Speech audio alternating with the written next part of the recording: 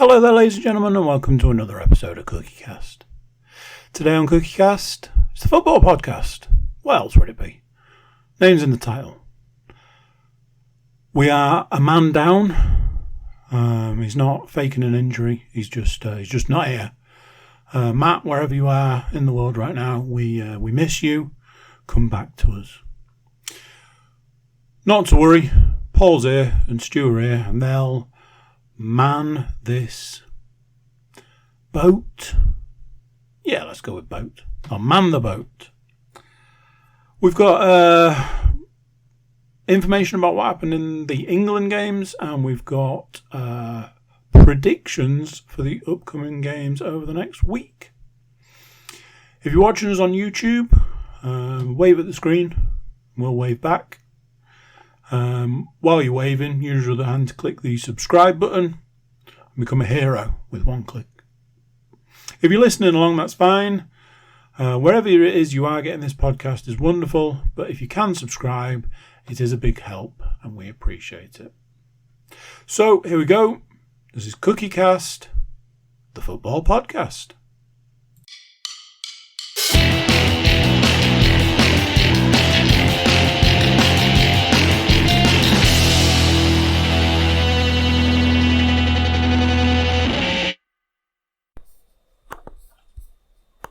Recording in progress. She's not wrong. She's usually right. Apart from that time that it didn't happen and, all the upset ensued. Somebody got sued, somebody got fired, though, that's all I know. Anyway, it's for the audio listeners, it's guess whose voice they're going to hear. For the YouTube viewers, it's guess which podcast it is. Especially if neither of those groups check the description. Other than that, it's that time of the week. It's time to talk about football games. Or for the rest of this year and early next year, soccer games, as this is only one of our football-related podcasts. Look at that face. Look, he's all sour. Don't be sour, Stu. Well, so it has just not dawned on me there. Obviously, we call it American football. So why don't they call it English football or British football?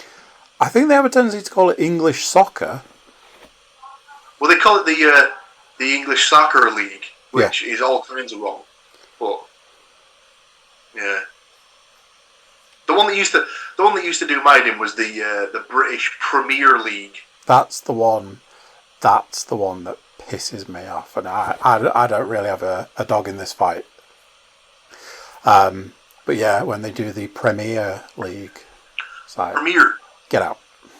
It all boils down to semi-finals and all the pronunciation of that nonsense as well. It's a semi-final. Defense. I think we've possibly hit a tangent early doors here, gentlemen. I was going to say, we've switched from the reason we're here to a completely different reason about why Americans are wrong. It's a pretty standard section for us, really. I mean, it should probably be like a new podcast section on all of the podcasts at some point. But here we are.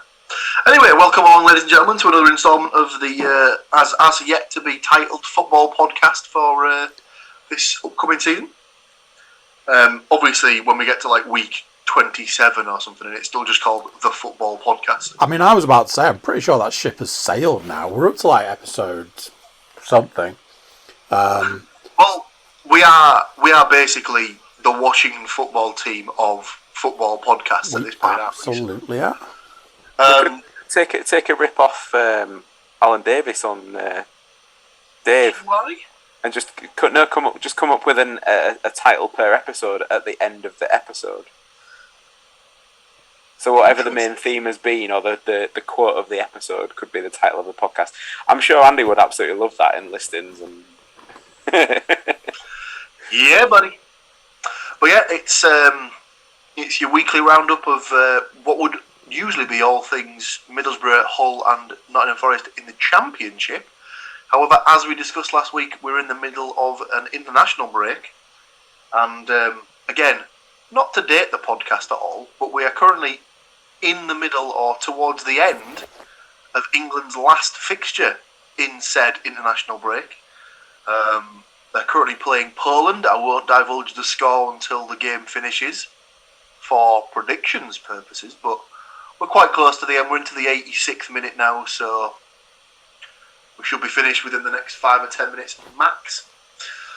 So we'll start, as we usually do, with last week's predictions and results. So we'll start with last week's England game against Andorra. Andrew, would you care to do the honours? I don't think it's me doing the honours on this one. It's one of those things. Normally there'd be a fourth box on this screen and a fourth voice for the lovely listeners to listen to.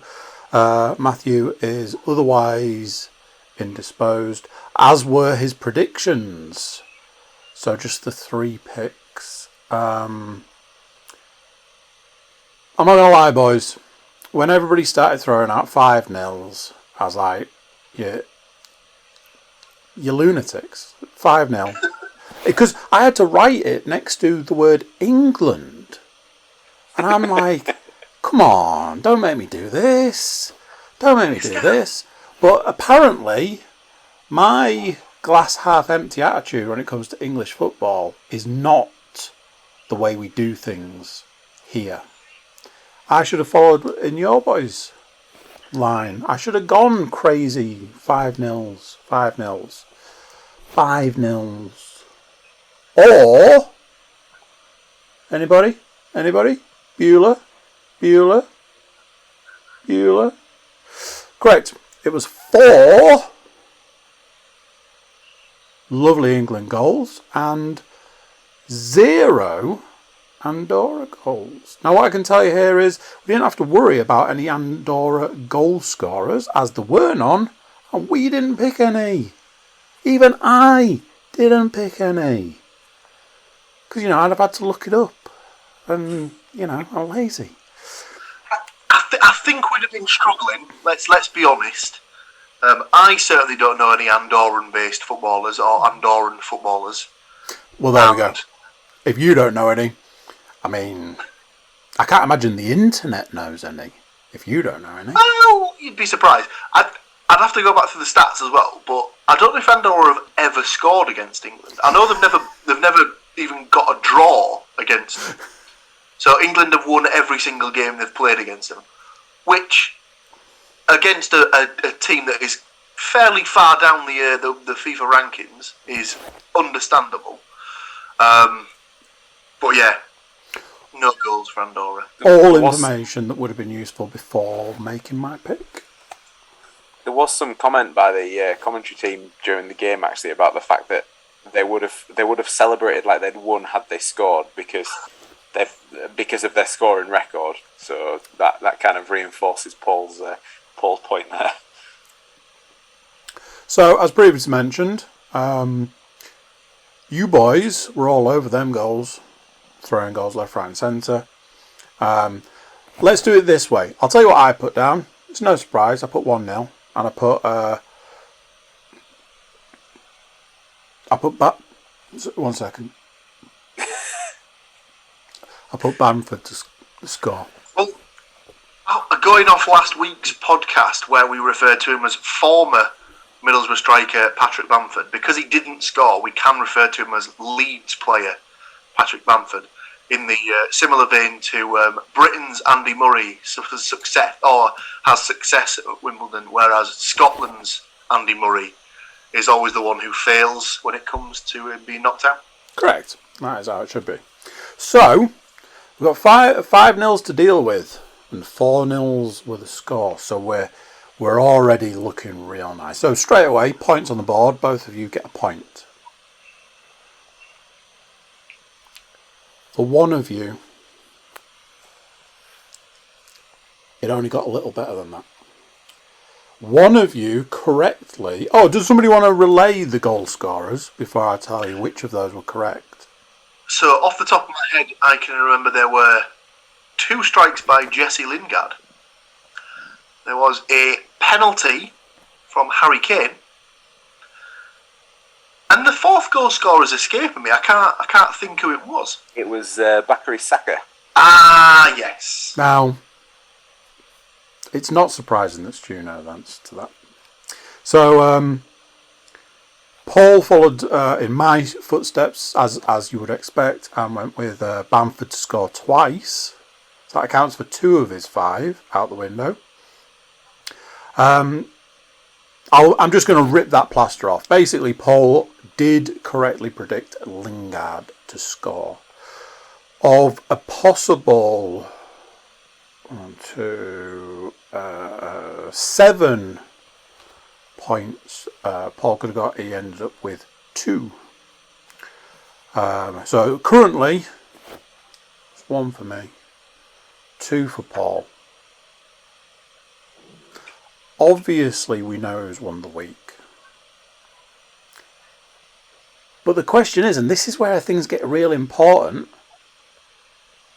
by how much? Was it a little? Was it a lot? Stu gets a point for 5-0. Just a little point. Just a point. Stu also followed suit with a Bamford prediction. Oh dear. Did predict Lingard to score twice. Yeah. So that's it's a pretty inspired pick in the end, isn't it? It's a bet. That's 2 additional points. And who was the footballer that Paul couldn't quite recall the name of? That would be Mr. Saka. And I imagine the reason you knew that, Stu, was because you predicted him to score. So, Stu at midweek, 4 points.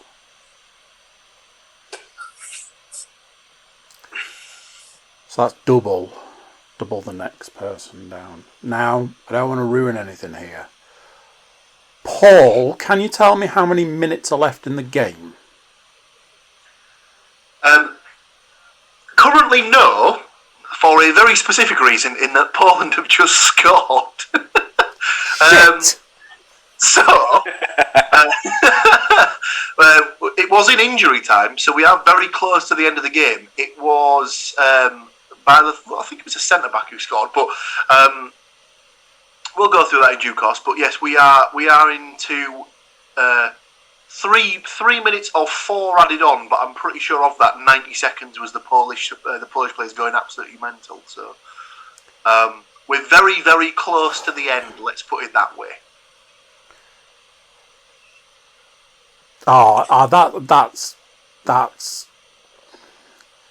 That's upset me greatly.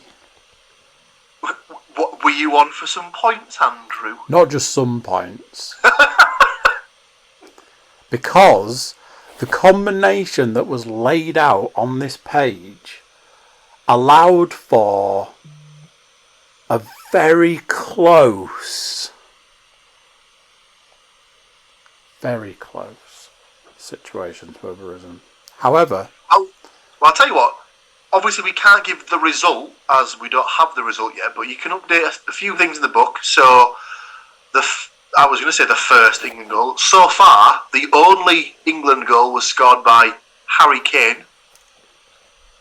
And so far, the only Poland goal was scored by Damien David, with a W, Szymanski.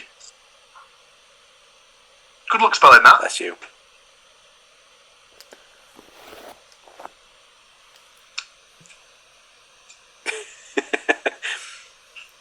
I mean, you don't have to spell it. Just write 0 points next to the... It's funny you say that, because by it being that person, unless Poland score again...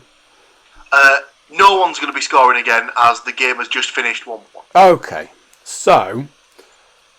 I'm...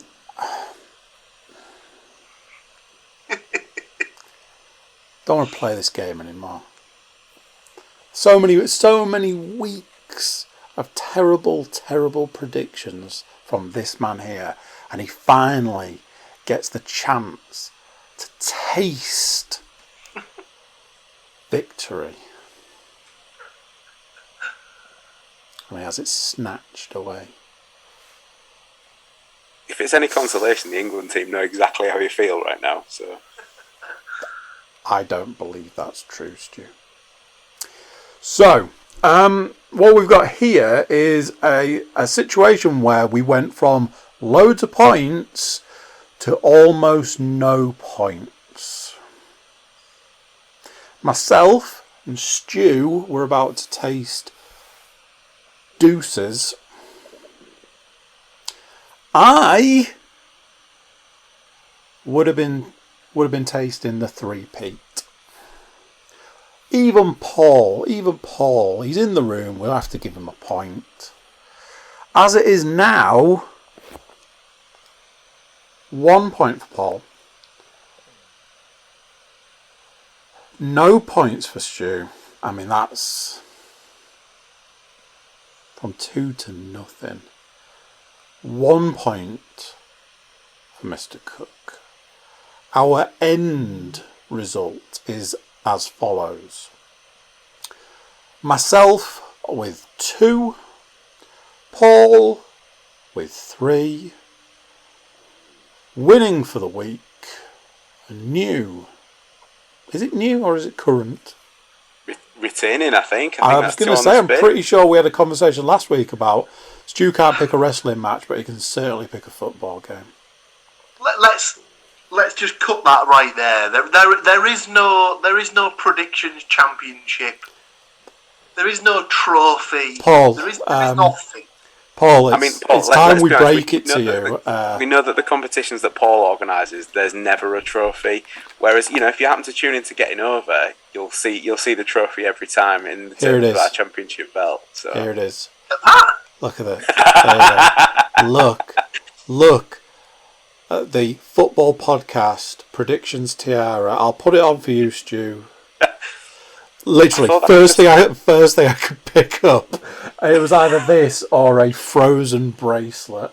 I was actually trying to get the doll out of the basket. I was unable to achieve that. Yes, Paul, we need to break the news to you that there will be a trophy. Let's get a trophy. What's that one? What's that tiny little one? The Ashes. Let's get a version of that. I just put football podcast on it. Well, if we do it that way, we'd have to basically burn last season's predictions book and have that as the ashes of the old football podcast. But it's the same book. I can't possibly do that. Well, I tell you what. Wait until that book's finished. Like that book has no more pages. We will burn it and ceremoniously put the ashes into a small urn. I was going to say the predictions trophy. The alternative is we go Stanley Cup and just can't get it on the screen. Can't get it on the screen, and whoever wins that week has to spend the rest of the podcast holding it above their head. I think you just get it inside the cup. Double tournament. I thought you were going to say the punishment for winning is that you have to transport the trophy to the next winner. Costs you 60 quid in shipping. Well, now that the whole, England, whatever distraction. I don't think I'm going to really recover from this. Is what I'm saying here. It has led me to rethink some of my choices, and we'll come to that in a bit. Yeah, we'll come to that. So, let's talk about real football. And real football is starting with Paul's team going up against Coventry City. So we've got Coventry City versus Middlesbrough. Stu, what are you thinking? Okay, so I'm quite confident that Coventry are going to score 0 goals. But I have a question for the Middlesbrough fan in the room before I lay this one down. Is Stuart, is Ikpeazu going to be back in the starting lineup or not? Because he didn't play in the last game. So he's had 2 weeks, longer, I suppose, technically, to recover from whatever it was that he had as an issue. Let's have a look and see if there's anything on the old website. Just for the predictions purposes, if he is in the starting lineup, if he's looking, well, not if he's going to be in the starting lineup, but if he's looking like he's going to play, I've gone for 2-0 to Middlesbrough, and Ikpeazu to score one, and Watmore to score the second. I like what you're laying down there, Stu, because I have gone with a 1-0 to Middlesbrough with Watmore to score. I believe it's looking distinctively like Matthew is bowing out of the predictions for the week, which is perfectly fine. So what that means, Paul, is we're already on to asking you what you think your team is going to do in this game. Go. I can't find anything on Mr. Ikpeazu, sadly. I would imagine he'll probably be back to play. Obviously, they've made some signings at the end of the transfer window. One of those was a new striker. Whether or not he'll be thrust straight into the action is up for debate. Obviously, he's away on international duty at the moment with Slovenia. So he will be making his way back, or he might have already got back to Teesside to start training with the first team. I would be surprised if any of the new signings are thrown straight in, with maybe the exception of Onel Hernandez, who I think might start the game. Not only will he start the game, I believe he will score the winner in a 1-0 win.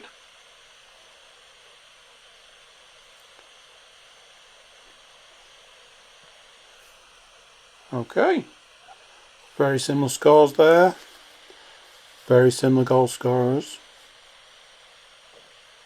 Moving on swiftly. Stu's team is going to take on Swansea City. Now, I know basically the way I've been doing pretty much the last couple of seasons is I'll give the what I would refer to as the home team a good few weeks to get their, for want of a better way of putting it, shit together, and I'll just keep giving them the win.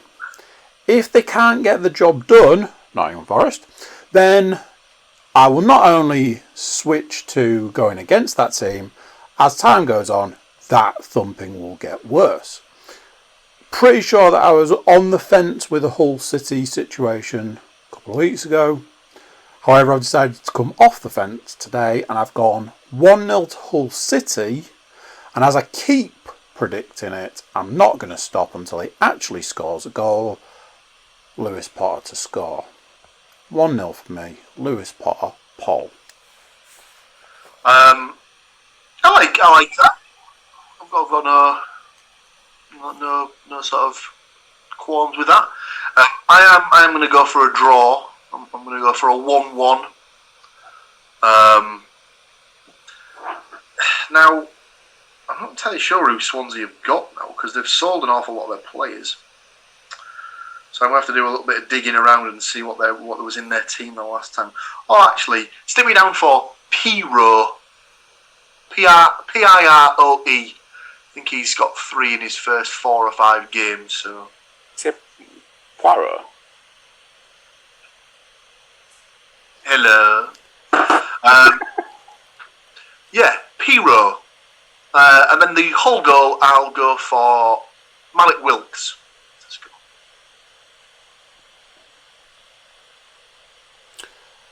Just leaves you, Stu. What's your team going to do this week? As the Hull fan, or as it should probably be known, eternal pessimist in the room, I'm going for a Swansea 1-0 win with Cullen to score, and it's not the Cullen who used to play for us either. So them old boy rules need not apply. Okay.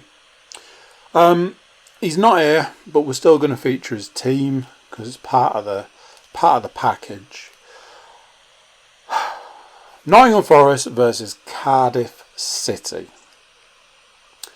I went first last time, so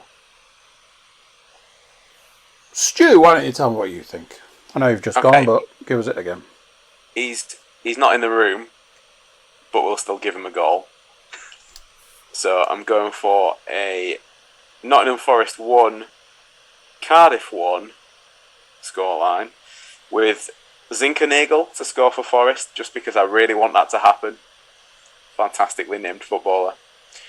And in keeping with the theme, he's not in the room, so we'll give him a goal, albeit for Cardiff.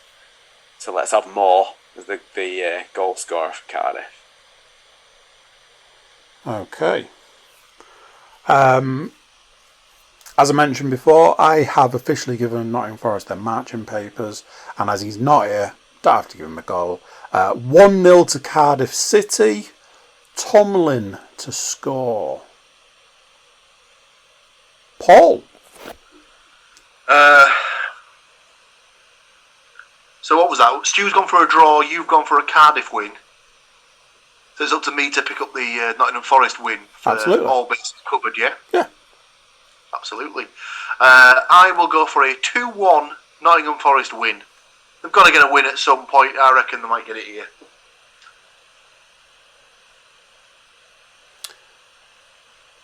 Okay. Goal scorer wise, I might borrow Stu's Zinkernagel pick and slide in a little casual lolly banger.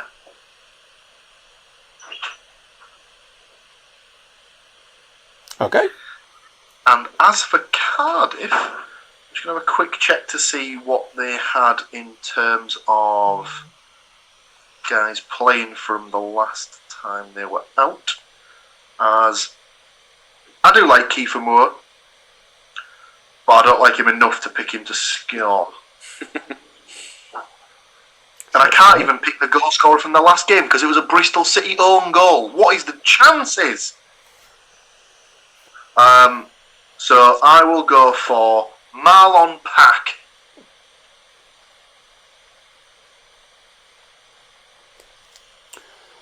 Okay. So that's the weekend taken care of. But as is the way, doesn't stop there. And what's interesting about this following series of games is this. 3 teams, but only 2 games to predict. Now this is interesting. Could that possibly mean that 2 of the podcast teams take on each other? Let's find out. I'll tell you this much. It's not Blackburn versus Hull City though, is it?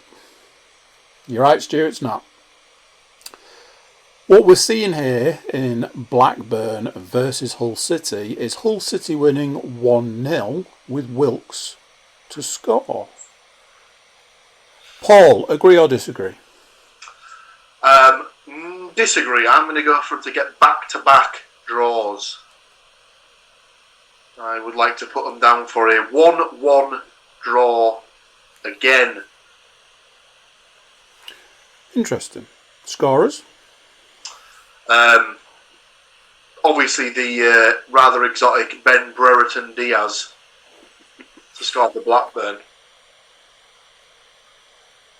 Okay. And McGuinness. We'll go for McGuinness to score for Hull.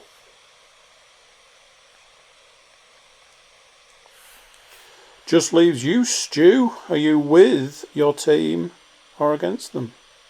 So, last time around, you picked a win, Paul picked a draw, I picked a loss. This time around, you've picked a win, Paul's picked a draw, and I'm picking a loss again. Why not? So, I have put a little bit. There's a little bit of theory in this, and in the sense of we've discussed on the podcast before how Hull and Borough have this whole sloppy seconds theory going on, and it's happened again. Rude. So Blackburn was Borough's last game, I think, before the international break. Yeah, I suppose it's not a direct sloppy seconds, obviously, because they've got the weekend games. Because I've had 2 weeks to dry out. But so what I did was I put us down to lose, which isn't great, I know. But then on the theory of if we actually get any points from it, I feel better about it, for one. And secondly, on the whole theory of the seconds, seeing as Gallagher scored against Borough, if they're going to carry on that theme, he'll score against Hull. So I've gone for Blackburn 1, Hull 0 with Gallagher to score. Interesting. Very interesting. As previously mentioned, 3 teams to predict, only 2 games. What could that possibly mean? I'll tell you what that means. It means that Nottingham Forest are going up against the mighty Middlesbrough. Now here's where it gets real interesting. I've been waiting pretty much the entire podcast to point this one out. As I said previously, I've given Nottingham Forest their marching orders. They can... and, as I also pointed out a little while ago, it gets worse as it goes on. I also like to give the home team advantage. Middlesbrough 3, Nottingham Forest 0. Tavernier, Watmore and Ikpeatsu are all going to take chunks out of Forest next week. Stu, thoughts? I'm sorry to say to Matt that I agree with you in the respect of that Middlesbrough I have down for a win. But I'm not quite as confident with that regard, scoreline wise. So I've gone for Nottingham Forest 1, Middlesbrough 2, and I've gone for Taylor for Forest to finally get off. Is Arson do something? What? Yeah, pretty much, yeah, that's exactly what I was just going to say. And then for Middlesbrough, I've gone for the old Patrick McNair and Crooks to steal a second. Love it. Paul, thoughts on what's going on here with regards to your team? Well, originally, I wasn't going to be as optimistic as you two both are for the Borough's plight, but you've talked me into it. So I'll also go for a 2-1 Middlesbrough win. Oh, talk to me. If Spence was allowed to play, I'd say he's nailed on to score against Borough, but I don't think he'll be allowed to play. I don't think they've got anyone in the team that used to play for Borough, so we can't have the old curse of the old boy coming back to bite him in the arse. I tell you who does like to score against Borough though, Ryan Yates. Stick me down for him to fucking score. Not to score, ladies and gentlemen. That was fucking score. For the Borough, I'll go for...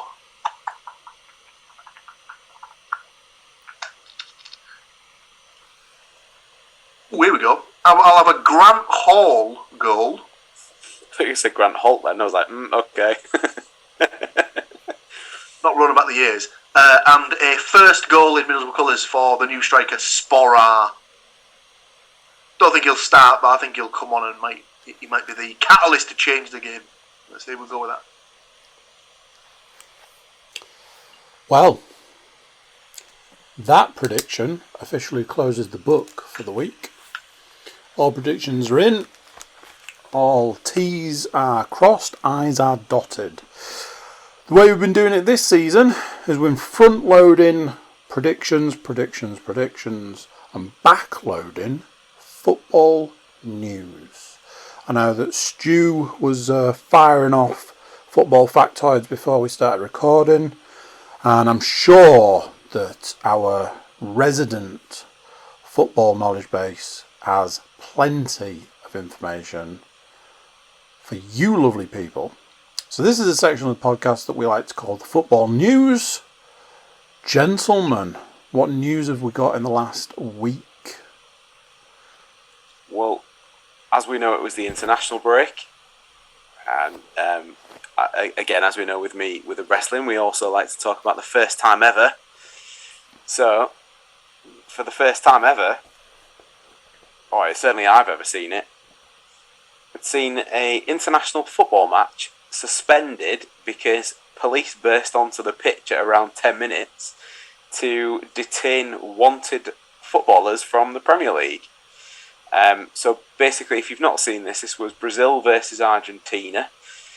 Some of the Brazilian players are of Premier League clubs, and they've allegedly fudged the paperwork with regards to their COVID status, whether they've done tests and all that sort of stuff. So, yeah, the police were like, well, we know where they're going to be at this time. Stop the game. So they burst onto the pitch and detained some of the players from quite a few Premier League teams as well, we were saying.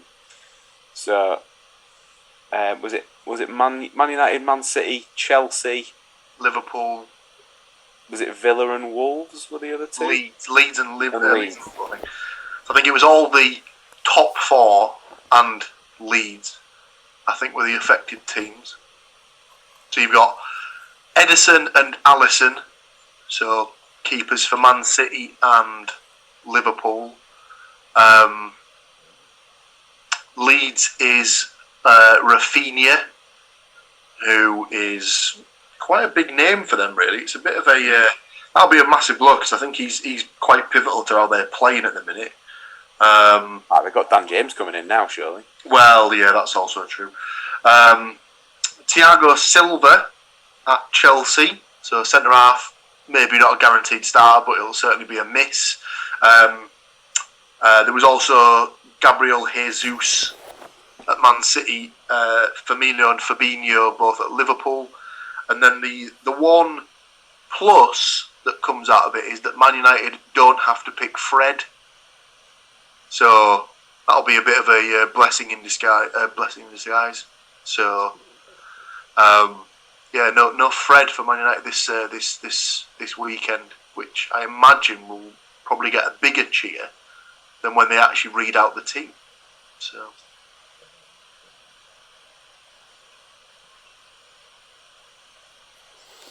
but yeah, strange.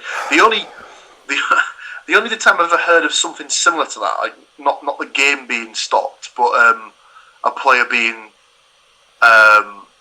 sort of tracked down for something, was, I can't remember how many years ago it was, but there's a player who used to play for West Ham called Enner Valencia. Did he ever spell at Hull? I couldn't tell you off the top of my head. Maybe he did. In fact, it might be that he scored a bit of a perler against Hull in the Premier League, actually. But yeah, he used to play for West Ham, and he was called. He's an Ecuadorian international. He was called up for an Ecuador either friendly or a qualifier or something like that. And when he was on the pitch, the local authorities in Ecuador actually tracked him down because he refused to be paying child support money. So the authorities had tracked him down, obviously knowing exactly where he was going to be. And to get out of having to speak to the authorities, he feigned an injury, was taken off the pitch on a stretcher, which then basically sort of drove him around the outside of the pitch. Apparently on the footage you can actually see these authority people following after the stretcher, trying to talk to him, and he managed to get out of it by just feigning an injury and running away from them, which was quite impressive. Did say on the article that I'd read about what had happened in the Argentina game, that whichever players it was that had been affected from the Argentina side of things, had locked themselves in the dressing room for a little bit to try and avoid the police. It's like, not sure that's the brightest thing. It's like, big door with Argentina dressing room written on it, presumably, and you've been seen going in there. Like, unless they're like pulling some kind of secret trapdoor shit that nobody knows about, then it's not exactly rocket science for the coppers, is it? You wouldn't have thought so. But alas, here we are. Anything else news-wise? I've had a look and I can't see anything. We did talk briefly last week about the Ronaldo situation and about what might happen with a shirt number. So for anybody that is bothered about that, Cavani has given up the number 7 shirt and is up to, is it 23 or 29? 21, because 21's the number he plays for when he plays. Well, that's the number he wears when he plays for Uruguay. So he has moved numbers. Although everything I've seen was about how he'd given the number away, but this obviously the Premier League would have still had to grant the permission for it. But a brand as massive as Ronaldo, I don't think they were ever going to say no to. So it will be resumed that Ronaldo picks up the number 7 shirt again for Man United and could possibly make his debut against Newcastle, I believe, this weekend. I think there's talk that he won't be able to because of quarantining reasons and things like that, but I can't understand that because obviously there's been a lot of pictures doing the rounds today of him having a conversation with Solskjaer. Yeah, he's been in the training with United, so he can't be quarantining then if he's having his picture taken with the manager and stuff like that. So who knows? I'd be surprised if he's deemed fit. I'd be surprised if he's not at least on the bench. And obviously from United's last league game, they're going to have to make a change anyway because one of their starters last week, the last time they played a game, was Dan James, who has since been sold to Leeds. So there will have to be at least one change made to their starting lineup. Or, 2, obviously, as Fred will be able to play as well. More's the P. So yeah, I'll be amazed if he doesn't play at least some part in the game. Let's put it that way. But yeah, that was it. Other than that, I'm done. Quiet week then.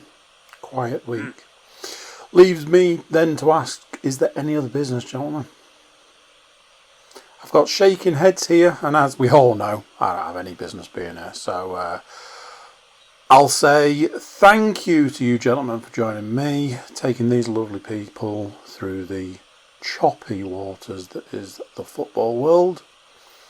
Join us next week when we go through what happened in the games we've just predicted and predict some more games. Till then, I'm going to say bye to you lovely gentlemen, bye to these lovely people, and I'll catch you then. Bye. So there you go. What do you think to that? Another one done. Another week of games predicted. Another week in the books. Yeah, some good games coming up. If you're checking us out on YouTube, thank you. If you're checking us out just audio-wise, thank you. But if you could subscribe, like, share and comment, it'd mean a lot to us. You can also check us out on thecookiecast.com. Over there we've got social media links, email links, and just general information. Do check us out. And if you're feeling fruity, drop us a line. That's it for this one. Until next time, I'm going to say bye, and I'll see you then. Bye.